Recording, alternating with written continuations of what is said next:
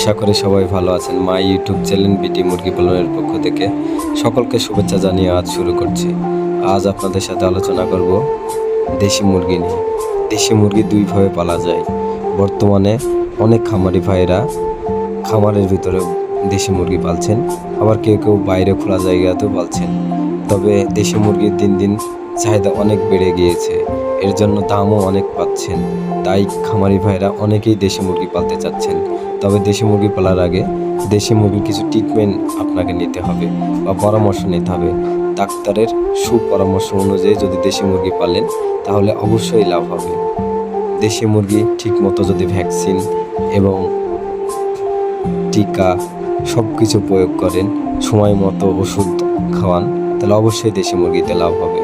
দেশি মুরগি দিন দিন চাহিদা বাড়ার কারণে অনেকেই দেশি মুরগি পালছেন, তবে অনেকেই নিয়ম এবং সঠিক